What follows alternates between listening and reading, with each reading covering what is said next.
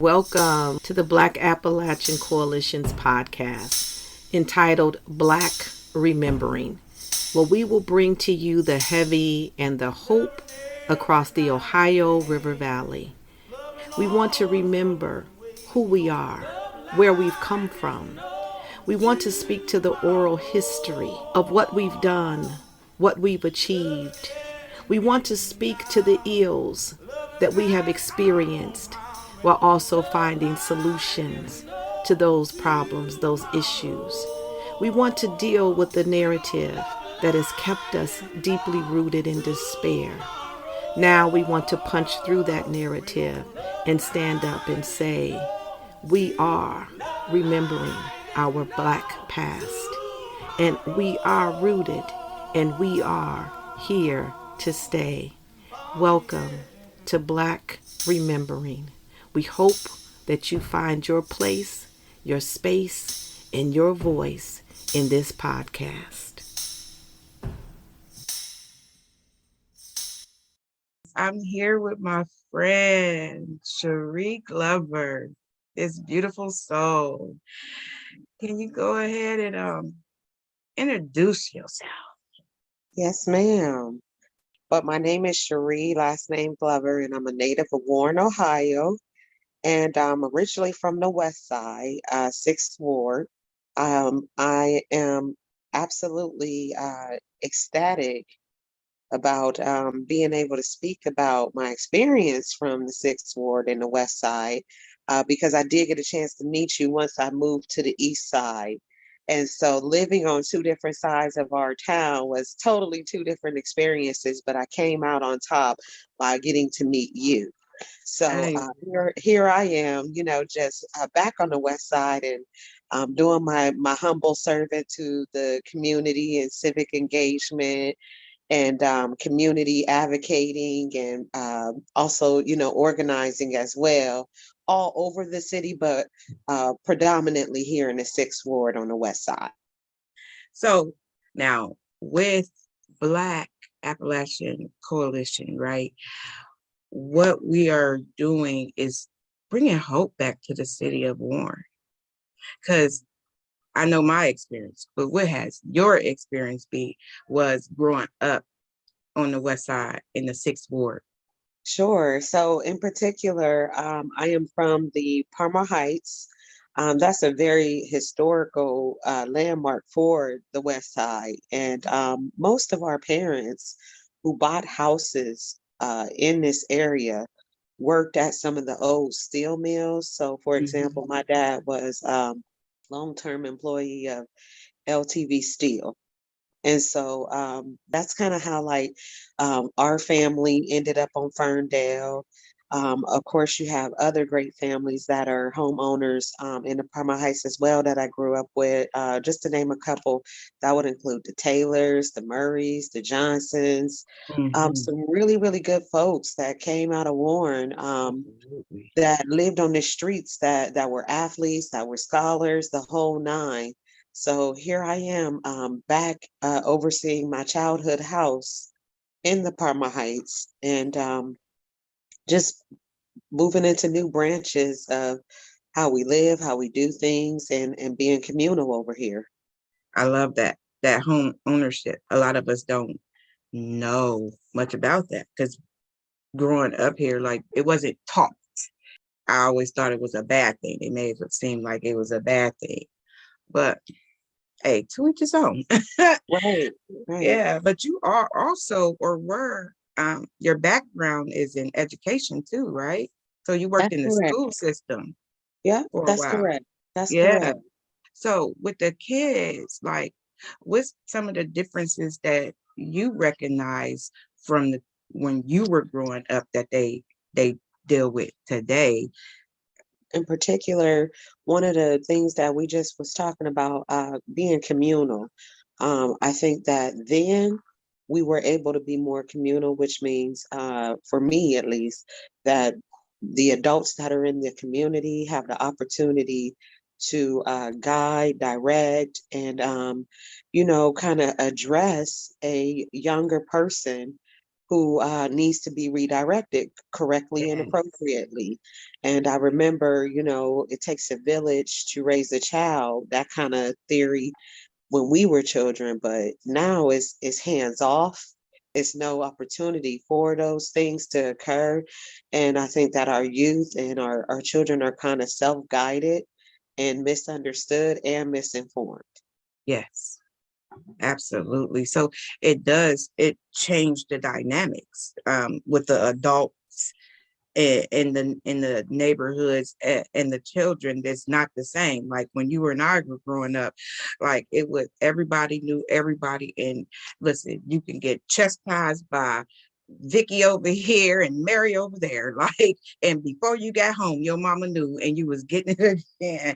Like, that's Right. another thing I wanted to touch on though, was the gun violence in the city. How is it in your neck of the woods or in the Palmer Heights? Well, before I touch on that, I wanted to share, since you brought up that educational piece with the youth, right? Mm-hmm. I can say that in my experience with being in the school systems and working with youth, I absolutely had to take a lot of training for trauma, for youth trauma.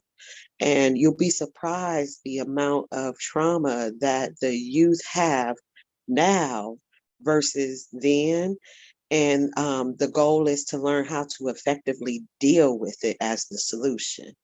So That's I a did want to say that if we inform ourselves thank you for better to meet them where they're at now, because that. we're recognizing that there is a shift and a change and able to deal with their trauma, I think that we would get better outcomes. That's what I do want to share about that part. Absolutely. So with that being said, do you believe the trauma began with the drug addictions and um, being pulled out of the homes because of the parents and their drug addiction, and no one ever really dealing with what the children went through? Besides, the parents go to rehab, the parents, can get help, but the children, and that's just one aspect of it, Right. because we deal with that heavy in this That's right. community is overdosing and drug addiction and whatnot.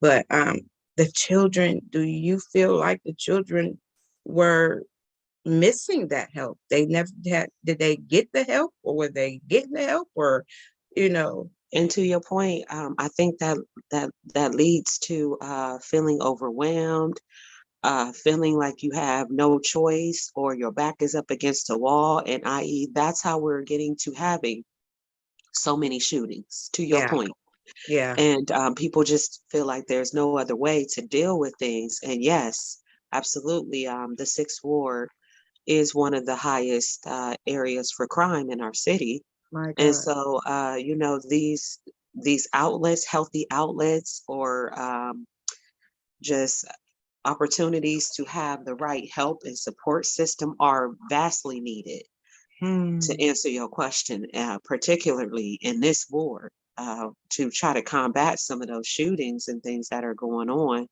and some, safety and safety training on guns and responsibility. All those things are important. You know, we love the youth. That's our thing. That's how we connected in the first place, with the youth.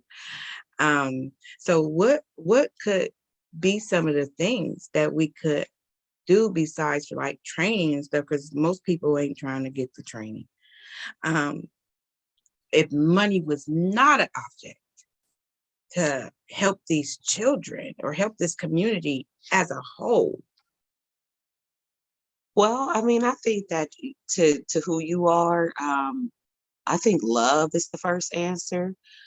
Opening up, the olive branch to be extended to show love Yeah, and to provide support and guidance, and meeting that person where they're at. You can't even help a person if you don't know them or if that's you a don't interact with them. So I think that would be like the first step, just making it a opportunity to build a bridge and to make a direct connection. I just recall earlier this week, you inspired me to go after this young lady who obviously needs some mentorship and some love and support in her life. And I took your lead, and her and I are going to get together on Saturday morning, and we're gonna go volunteer her. I'm going to take her and her sister, and I'm just going to show them what it means to be a humble servant of the community, and she obliged with it. So just as example, just small opportunities like that to make a difference or to impact some young person's life positively would be a first step in my mind. That doesn't cost anything. Love don't cost a thing, honey. Yeah, that's the point. Yep. The more, the better. So I feel like we could do like a whole mentorship program for the kids, like one-on-one. Like growing up, we had the brothers and sisters program or whatever. And that Yep. was really worldwide, I believe. Like you see snippets here and there, but it's not as a whole to be effective as a whole. It's just little pieces hit business. But if money wasn't the object, honey, we could do that. We I can agree.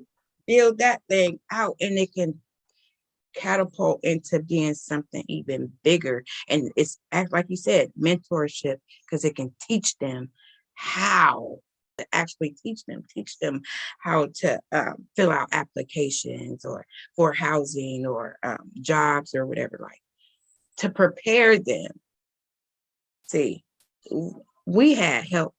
We were being groomed all along, but in a healthy way. Most of them. I can't say for all, but I remember what my mama didn't have, the community did, and they played a huger. It wasn't just about chastising them, right? It was about teaching us too, because I learned a lot from others other than the people in my home.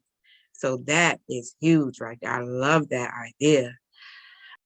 And it takes more than just one person to impact one individual's life. So even this week when we spoke about it, this young lady is definitely somebody I have every intention to introduce to you, to Pastor Rosalind Penn.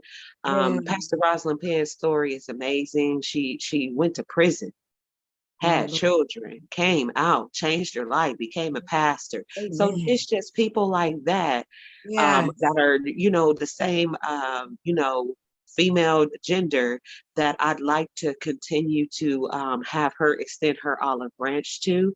So those are things that I'm going to title as an intervention. So I'd like to consider myself an intervention specialist to be able to link these folks to the right sources. So I'm going to do just that. This is what it looks like to bring hope back to the city of Warren. Yeah. I mean, like you said, I don't got a whole lot of money, but I got some love, I got some integrity, and I got a good heart. So I'm gonna work with what I have and stay in my lane. Bring your gifts and talents. But I feel like everybody have gifts and talents, and it's all about how you choose to exercise them and use them for the greater good. Like I can't go to church and put a whole bunch of money in the offering plate, but I can get out here and be God's foot soldier and spread the love and do the things that are meaningful to the land and help prosperity for all. Right. And I thank you. I thank you so much for coming and meeting with me. We're going to put everyone's story up on a story map. Okay. So you'll be able to go click on the link to see other stories also, to see, you know what I'm saying, what is actually going on around here. This is what it's about. It's the support of our Black people. We have to, because if we're not doing it for one another, ain't nobody else gonna do it for us. I appreciate you coming on, and we will be in touch. It's so much, Patterson.